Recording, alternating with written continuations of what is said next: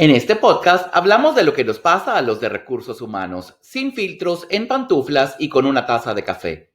Aquí te compartimos las opiniones y experiencias de quienes vivimos y respiramos la gestión humana.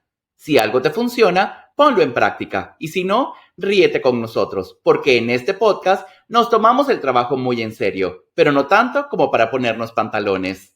Bienvenidos a Recursos Humanos en Pijama.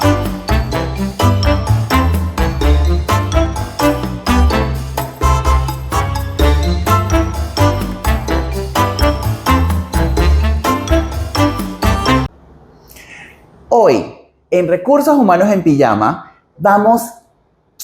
siempre les digo mi tema favorito, pero cercano a mi corazón, importante y en este momento de la historia del mundo, pero absolutamente necesarios. Bienvenidos a Recursos Humanos en Pijama. Pensaban que no se los iba a decir, ¿ah?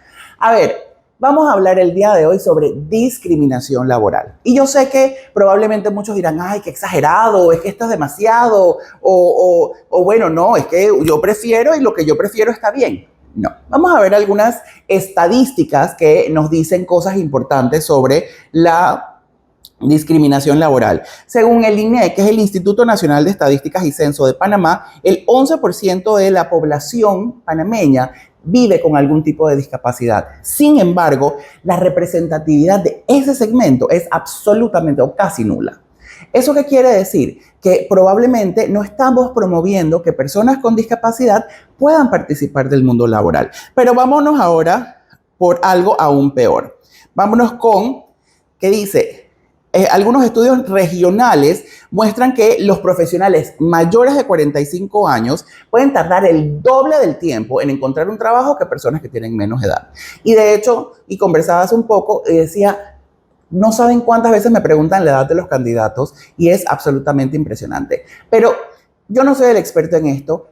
Para hablar de este tema, tenemos aquí a nuestra queridísima Doris González. Doris, gracias por estar con nosotros el día de hoy. Bienvenida a Recursos Humanos en Pijama. Hola Julio, gracias por la invitación y la verdad que es un entorno muy interesante poder hablar de estos temas que realmente nos agobian a todos los HR people que hay en el mundo entero. Entonces, Doris, yo creo que el tema es, o la pregunta principal para mí, la primerita es, ¿por qué en pleno 2026 seguimos hablando de discriminación o seguimos viviendo discriminación? ¿Qué es? ¿Es miedo? ¿Es ignorancia? ¿Es cultura? ¿De dónde nace esta discriminación que sigue rampante y viviendo en todos nuestros procesos de recursos humanos en muchas organizaciones?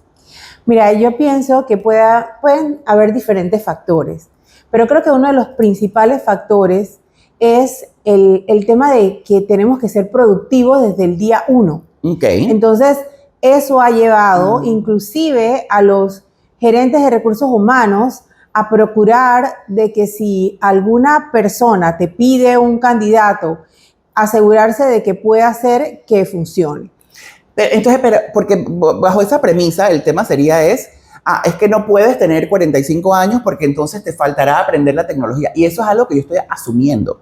Mi papá tiene 83 años y mi papá utiliza la inteligencia artificial igual o mejor que otras personas que conozco de menor edad. Entonces, es que estamos asumiendo que la gente, porque tiene X o Y cualificativo, está... O calificativo, ¿verdad? No es cualificativo, es calificativo. Ok, perdón, disculpen. Es X o Y calificativo que va a comportarse de X o Y manera. Sí, yo pienso que a veces estigmatizamos a las personas muy fuertemente y a la hora de hacer una contratación, yo procuro de cumplir con lo que pide el cliente o la persona dentro de las organizaciones. Uh-huh. Entonces, a veces las áreas de recursos humanos son tomadores de pedidos. Uf. Y eso es fatal, porque entonces eso te lleva a que si lo quiero de 30 años, pero con 20 años de experiencia, correcto, entonces tú tienes que poder asesorar a las personas en las organizaciones. Explicarle que es imposible que tenga 20 años de experiencia pero lo quieres de 35 años. Y a ver, y esto es el tema de la edad, pero si nos vamos a otros conceptos, de hecho, una de las cosas que yo siempre digo, yo no veo mucha representación de personas indígenas, por ejemplo, en muchas organizaciones. Y hay muchos que están, pero supremamente estudiados y aún así no necesariamente le dan las oportunidades. Y creo que peor aún cuando comenzamos a ver la ubicación geográfica de algunas personas igual, en donde te dicen, no, no lo quiero de esta área, no la quiero de esta área porque o es mujer. Entonces, creo que para quizás cerrar esta pregunta particular, ¿qué es? O sea, ¿por qué seguimos pensando en esto? ¿Dónde nace? ¿Será que esto va a cambiar algún día o sencillamente está tan metido dentro de cada persona que no vamos a seguir teniendo esta forma de pensar? Mira, yo pienso, Julio, que en la manera de que nosotros, la gente de recursos humanos, vayamos con data a demostrarle a los clientes o también demostrarle a la gente que contratamos dentro de la organización, en los gerentes que hacemos el trabajo de contratación con data, eso nos va a ayudar muchísimo para que ellos crean en el proceso que aunque sea mujer y tenga que manejar una moto para hacer entregas, lo puede hacer. Uh-huh. Yo tuve la oportunidad de que teníamos que buscar personas para entregar documentos y en la lista de las personas que vinieron había una motorizada. Recuerdo clarito que este gerente de esta área dice, no, imposible, una mujer motorizada. Digo, ¿por qué no? Hagamos algo, contratémosla. Yo creo que también hay que retemos a los clientes, retemos a los gerentes y me acuerdo que le dije, contratémosla y vamos a ver el ausentismo de ella en comparación del ausentismo de los otros gerentes. No me equivoqué.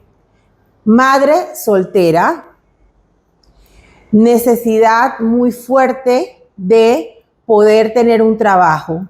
Esos son dos ingredientes súper poderosos para que las mujeres sean muy productivas, pero con data, gente, con data. Eso es lo que funciona para poder quitar y esos momentos que te dicen no lo quiero que sea de este sector o no lo quiero que sea de este otro lugar.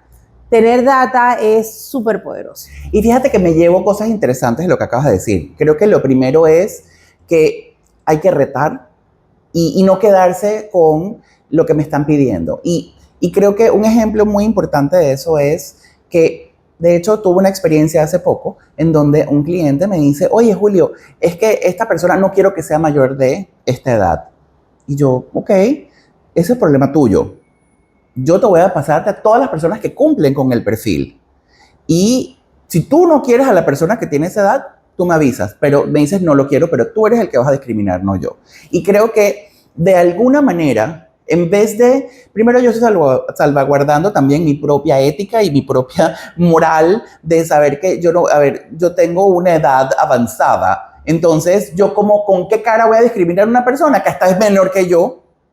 Entonces, creo que eso, el de verdad ser un poco incisivos y decir, no, sorry, pero yo con eso no voy. Y lo otro que me parece muy interesante de lo que mencionas es la data, pero es la data pre y la data post. O sea, antes de decirte, espérate, que te voy a contar que, por ejemplo, y de hecho hay un ejemplo de un lugar que hace entregas de comida por ahí, en donde, si no me equivoco, lo que ellos habían mencionado, y creo que era en Colombia, de que sus personas de delivery, mujeres, eran mucho más efectivas, eficientes y tenían un mejor rating de servicio.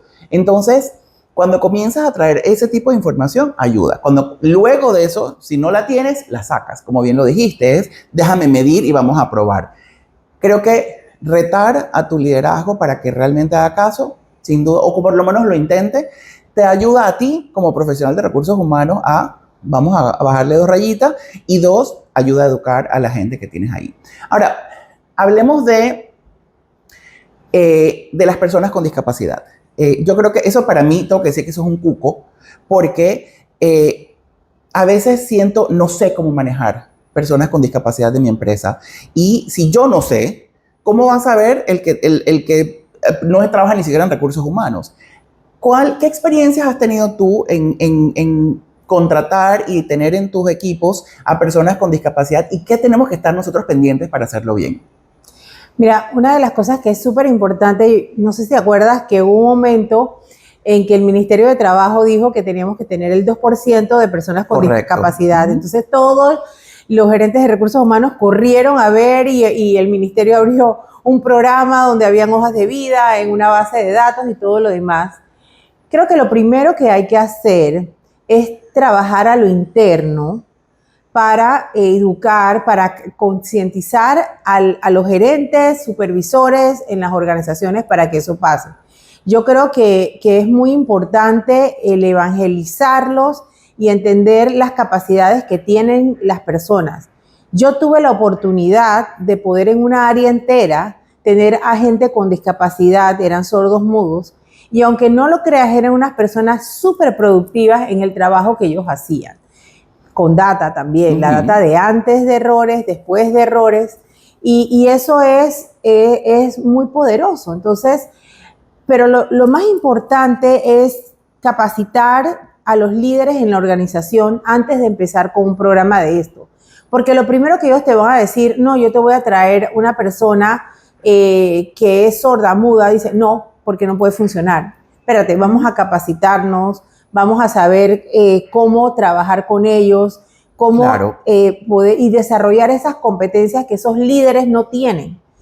Soy muy creyente en todos estos temas de discriminación que nosotros debemos de saber las competencias que tienen nuestros colaboradores, pruebas psicométricas que me ayuden a entender qué es lo que tienen y no tiene ese líder y con cuáles yo voy a tener que de pronto tener ingredientes adicionales para poder llevarlos a que tengan la cultura, porque es muy fácil tener letreros que digan somos inclusivos, estamos en programas de sostenibilidad y todo lo demás, y cuando tú vas a ver, la misma persona tiene tantos sesgos, entonces que hay que trabajarlos, y no es que decirle no tengas ese sesgo, no, vamos a trabajarlo, vamos a ver por qué piensas que no, por qué piensas que sí.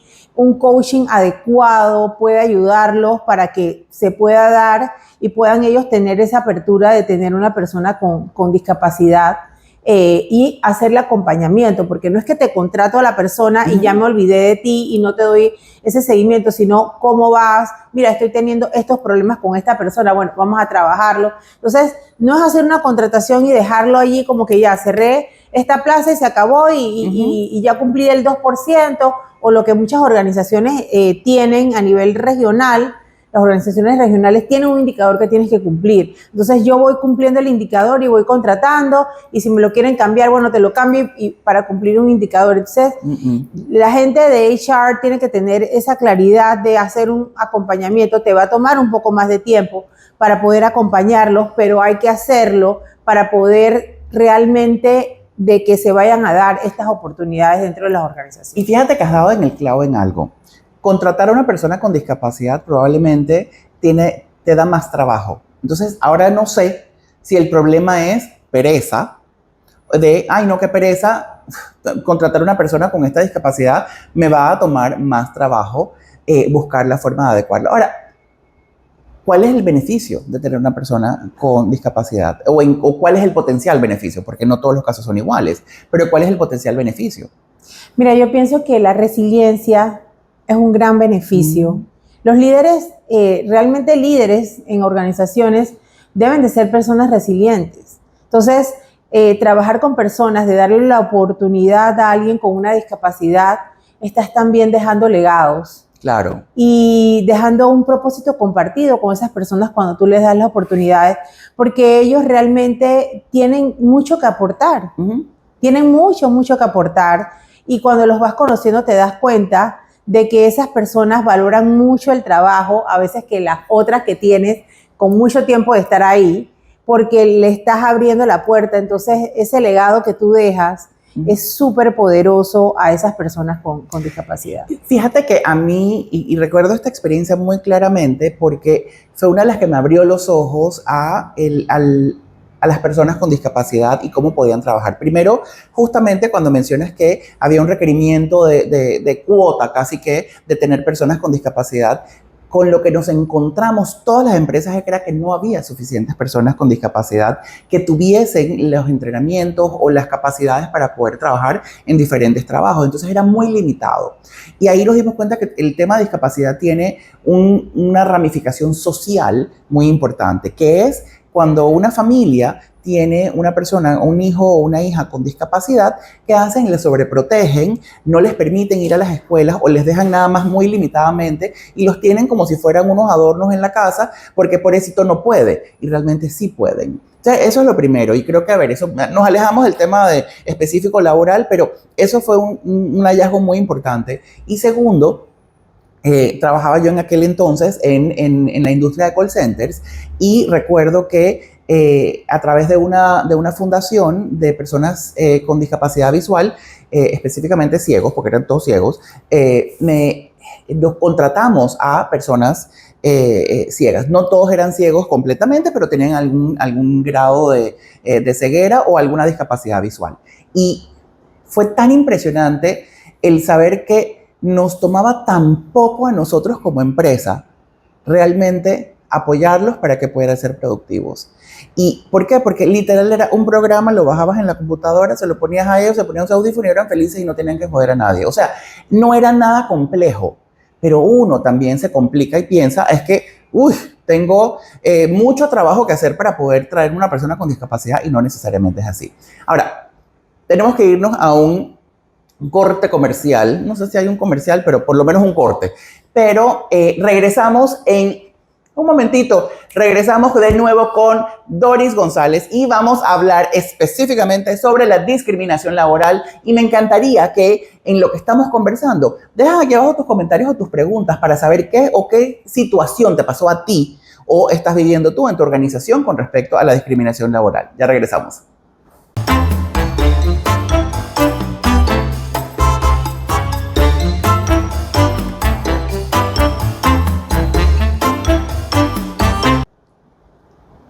Y estamos de vuelta con Recursos Humanos en Pijama y en esta ocasión hablando de discriminación laboral junto a Doris González. Doris, antes de que entremos de vuelta en tema y en materia, yo quiero que nos cuentes un poco sobre cómo tú llegaste a Recursos Humanos, de dónde salió Doris González, que eres una institución en el área de gestión humana desde hace muchísimos años y de hecho, por si acaso ustedes no sabían, Doris y yo nos conocemos desde que tenemos como 11 años, no tanto, pero nos conocemos desde que yo no sé, Doris, pero estábamos como en los 20 y tantos, ¿verdad? Ajá, probablemente. sí.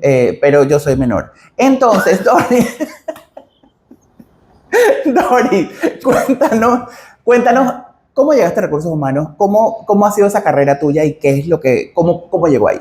Bueno, algo muy interesante, Julio. Yo estudié finanzas y banca, pero mi primer trabajo fue en Colgate-Palmolive.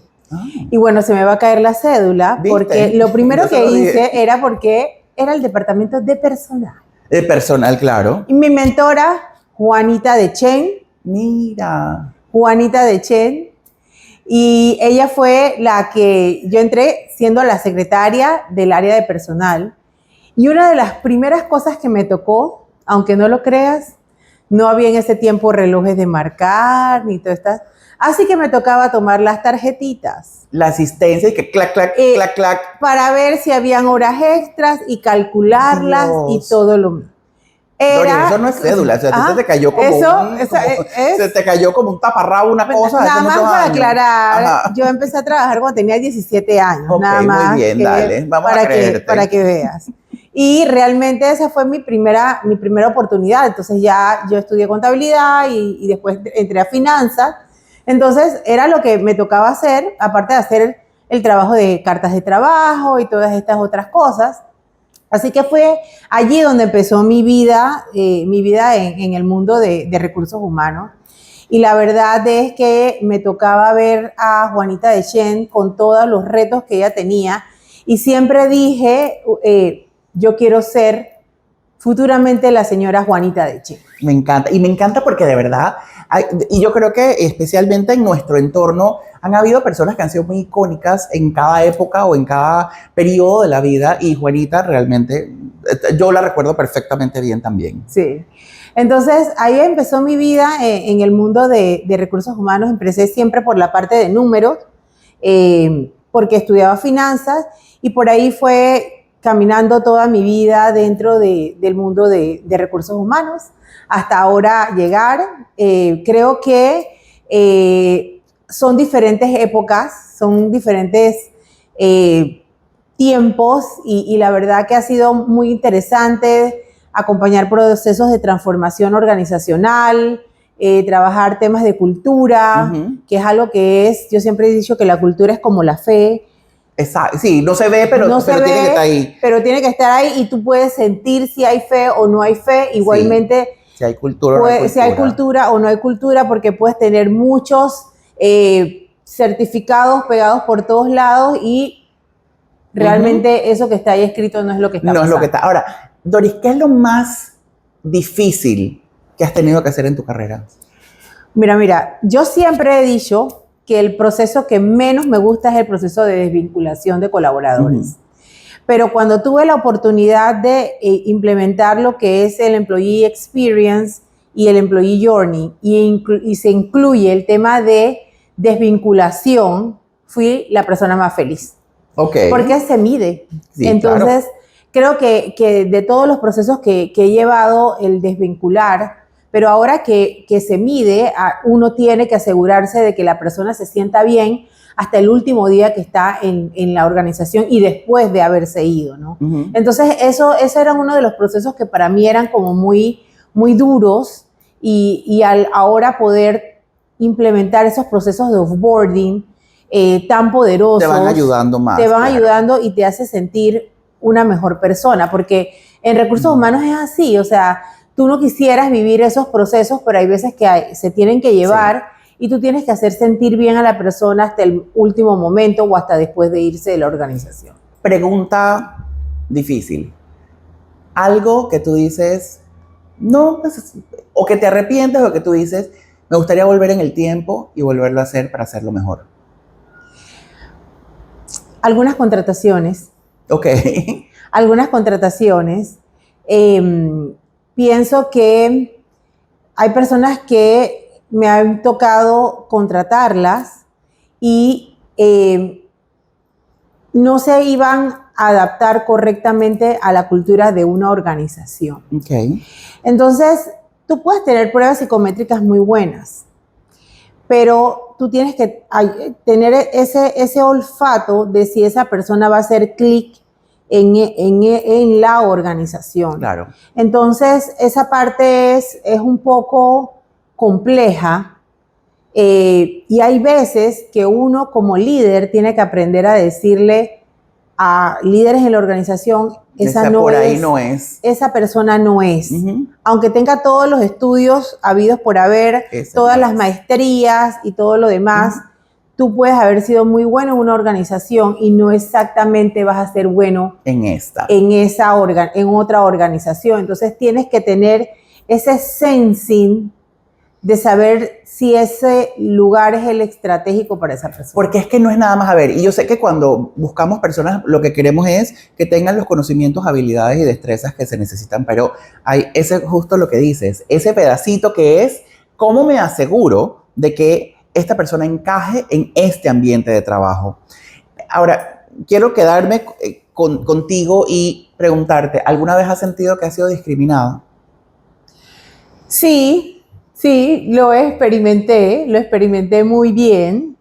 Y mira, fue en mi primer trabajo, porque, y no me da pena contarlo, claro, Colgate Palmolive cuando estuvo aquí en Panamá tenía una planta, después fueron cerrando operaciones, pero entonces me tocaba a mí hacer cosas de recursos humanos. Y me acuerdo que el ingeniero que era el de la planta le dice a Juanita, tenemos un tema porque hay que tomar unos datos de riesgo profesionales porque un señor se había cortado el dedo, y cuando llega yo, tú eres muchachita la que va a llevar esto. ¿tú crees que tú puedes llevar esta información? Porque él está botando sangre. Wow. Ok. Entonces yo me sentí discriminada y yo le dije, sí, yo soy la que va a hacer el informe para riesgos profesionales. Sin ningún 17 años, pero lo que yo tenía a los 17 años era las ganas de aprender. Claro. Las ganas de aprender, y eso es lo que yo siempre le digo a toda la gente. Procuren a donde vas saber hasta lo último que se haga en esa organización donde tú estás. Yo aprendí hasta de saber de la máquina de soplado. Que no la ibas a usar nunca en tu vida, pero no de todas maneras. No la iba a usar nunca en mi vida. Claro. Y me acuerdo muy bien de un señor apellido Brito, que era el señor de la máquina de soplado, cuando estaba en Colgate. Cuando yo trabajé en el primer hotel en el que yo trabajé en la vida, que era gerente de capacitación, yo les pedí que me capacitaran como ama de llaves. Y yo aprendí a limpiar, nunca en mi vida he limpiado otro inodoro ni otra bañera después de eso, pero aprendí cómo se hacía para yo entenderlo y poder hacerlo. Así que te entiendo. Quiero volver a nuestro tema y saber, a ver, mencionaste hace un rato el tema de sesgos. Cuando hablamos de sesgos, generalmente decimos sesgos inconscientes. Hay unos que son bien conscientes, pero ¿cómo combatimos? Y también mencionaste, oye, educación, capacitación, pero ¿cómo combatimos los sesgos en nosotros mismos? Además, o sea, ya sabemos que a los otros, listo, los educamos, les damos protocolos y preguntas y cosas, tú sigue esto para disminuir el impacto de los sesgos y que no puedan utilizarse para discriminar a una persona injustificadamente para un trabajo. ¿Cómo lo hacemos con nosotros mismos? Porque nosotros también somos personas. Yo también tengo preferencias y gustos y experiencias y cosas, y puede ser que en algún momento de la vida una persona que vivía en Colón me atacó y ahora yo no quiero a nadie de Colón. Eso es solo un ejemplo que nunca pasó. Entonces, ¿cómo nos eliminamos nosotros los sesgos? Mira, yo creo que es de las situaciones vividas, de ser muy conscientes. Yo siempre he dicho que la gente de recursos humanos es como el hermano mayor. Sí, es cierto. Es el hermano mayor. Sí, o sea, sí, es el que, y yo lo veo así. Me gusta que dijiste fiesta, hermano y no dijiste papá o mamá. Hermano mayor. Es que el de recursos humanos siempre es el pobre que, si te tomas 3 tragos en la fiesta de Navidad, ahí tuviste la de recursos humanos. Ajá, exacto, sí. Entonces, yo creo que lo importante es que nosotras mismas, nosotros mismos, todos, tenemos que hacer el análisis y ser como muy conscientes. Yo siempre le digo a la gente, yo puedo capacitar 200 horas en un día. Puedo estar parada, hablar. Cuando yo voy a reclutar, yo me visto y voy a reclutar. Porque tengo que callarme y escuchar. Cierto. Eso me cuesta mucho. Sí. Entonces yo creo que es súper importante nosotros autoanalizarnos, y ver hacer muchos, estudiar el donde tú vas a hacer ese reclutamiento y tener mucha información para poder darte cuenta de que tú le puedes dar la oportunidad, como te conté, de la motorizada, sí, para ocupar esa posición y cuestionarte continuamente por qué no.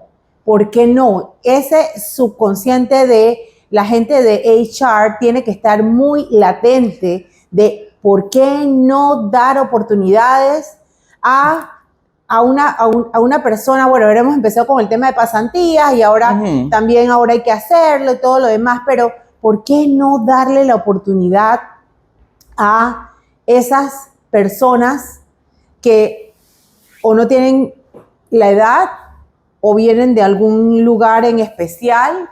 O son del género equivocado. O son de otro género, porque todo el mundo puede hacer una función. O sea, ¿tú te acuerdas cuando por primera vez vimos una mujer que manejaba taxi aquí en Panamá? Y eso fue un escándalo, hicieron reportajes en la televisión y todo, porque era como, wow, una mujer maneja taxi. Era como, las mujeres han manejado por mucho tiempo. ¿Cuál es la diferencia que maneja un carro regular y que maneja un taxi? Y creo que ahí el tema de revisarnos nosotros mismos y saber por dos cosas. A ver, yo puedo tener la creencia que yo quiera, ya sea religiosa o cultural o familiar o lo que tú quieras en mi vida personal. Cuando yo esté en mi trabajo, yo tengo que asegurarme de que estoy siendo lo más neutral que puedo. Y algo que mencionaste, dijiste, cuando yo veo una entrevista voy a escuchar. Y eso me encanta porque cuando escuchas te das cuenta de que estás probablemente absorbiendo más información, pero también te da oportunidad a que tú vas a analizarla de una forma un poco más amplia. Y puedes decir, espérate, esto que estoy pensando es conducente o me ayuda a saber si esta persona es buena o mala en su trabajo. Eso es todo lo que yo quiero saber. No es si yo creo que si la persona es presbiteriana, entonces va a faltar los sábados al trabajo. Tú nunca sabes. Y eso también lo recuerdo. Muchas veces me tocó entrevistar gente que me decía, es que mi religión no me permite, y le decíamos, bueno, este trabajo te exige esto, claro, no queremos que incumplas con tu religión. Me dice, bueno, pero yo puedo hablar con mi líder religioso y ver cómo hacemos, o sea, y se acomodaban y lo hacían perfectamente bien. Entonces, creo que dijiste oportunidades, me quedo con oportunidades, creo que tenemos que abrir la mente. Y voy a decir una sola cosa más, que es, a veces el sesgo no es nuestro. A veces el sesgo es de quien está o sea, de la persona que es el jefe de la posición o de nuestro líder que nos dice, es que quiero que venga de buena familia, es que quiero que esta persona se vea bien porque tiene que tener buena presencia y todas esas cosas que entonces yo no tengo el sesgo como recursos humanos porque estoy entrenado para eso. Pero entonces, ¿cómo hago para cumplir? Porque ni modo, pues no le puedo presentar a esta persona a alguien que no tenga las características que está buscando. Sí, te dicen, no veo que tenga la presencia. Bueno, ¿la presencia qué? La presencia del Señor. ¿La presencia de qué? ¿La presencia de qué? O sea, explícame tu presencia. Y mira, algo bien interesante, y estamos en el mes de la mujer, hay una agencia de autos que me percaté que antes lo traían desde el puerto, los autos, para una agencia, y eran hombres. Y en el tiempo me di cuenta que eran mujeres las que manejan el carro, que traen el carro del puerto a la agencia. Entonces, por casualidad, yo estaba ahí en el área y una muchacha se bajó y yo vi cuando ella cruzó y yo le pregunté, oye, ¿y son todas las mujeres las que manejan los carros? Dice, sí, lo que entiendo es que prefirieron contratar mujeres para manejar los carros del puerto a la agencia de carros porque nosotras no chocamos los carros y nosotros los cuidamos. Entonces, ¿qué es eso? Esa agencia de autos con su persona líder de HR, convenciendo al área que mueve los carros, con logística. Data probablemente. Y entonces resulta ser que con data, que ese es súper poderoso, se dieron cuenta que mejor contratábamos chicas para mover los carros desde el puerto hasta la agencia de carros. Entonces, eso, ¿qué quiere decir? Ahí esa persona de HR seguramente con la data de quiénes chocaban los carros y quiénes no, se atrevió a retar. Y por eso hoy de nuevo, nosotros, los de HR, tenemos que retar, pero se reta con información, que es lo que es más importante. Y a veces eso cuesta, tú sabes. Yo, cuando estuve en Chiriquí, que estuvimos juntos en el Congreso, una persona me preguntó, pero ¿cómo hago para que mi jefe crea esto? Con información. Eso es lo que realmente funciona. Y ojo, que como Doris viene de finanzas, ese es su background, o sea, es data. Y dijiste algo que me gustó antes, fuera de cámara, dijiste, yo trabajé por mucho tiempo en una industria en la que si no traías números, no eras nadie. Y aunque no necesariamente sea lo correcto, es la realidad. Y creo que con esa realidad lo que tenemos que saber es cómo nosotros nos presentamos para poder que nuestra voz sea escuchada. Quiero cerrar, Doris, dinos 3 cosas que tienen que hacer los líderes o los profesionales de recursos humanos para disminuir y erradicar la discriminación de todo tipo en sus organizaciones. 3 cosas. Mira, yo siento que evangelizar es súper importante a todos los niveles y explicarles el por qué el tema de diversidad, inclusión es importante. Creo que eso es algo que con información se debe hacer. Otro tema es, hacerle como un escaneo a esos líderes, ¿verdad? Y ver qué es lo que puede ser que les esté haciendo falta a ellos en un momento dado. ¿Qué competencias ellos tienen? acompañarlos a desarrollar esas competencias.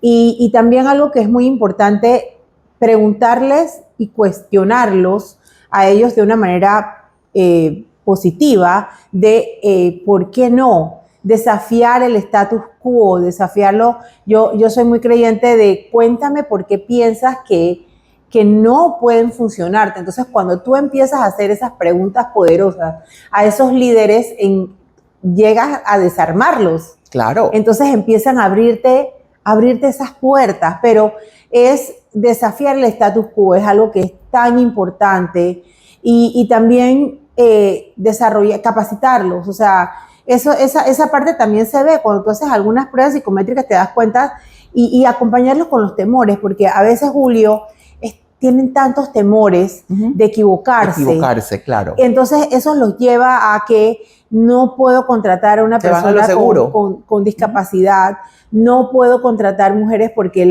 el mejor vendedor es hombre, entonces yo necesito que sea otro hombre y no sea mujer. Entonces es acompañarlos en esos procesos. El área de reclutamiento, después que hace el cierre de una plaza, no puede dejar a las áreas solas. Tiene que acompañarlos y esa parte es muy importante, eso le toca hacer a recursos humanos. Así es. Gracias, Doris. Gracias por contarnos tantas cosas interesantes sobre este tema. Gracias por acompañarnos, pero sobre todo, gracias porque sé que todos los días, con todo lo que haces, impactas a las personas que estamos a tu alrededor. Gracias por estar acá. Gracias a ustedes por vernos y por escucharnos en este episodio de Recursos Humanos en Pijama. Espero que vean el próximo episodio también y dejen sus comentarios. Besitos. Bye. Despídete. Chao.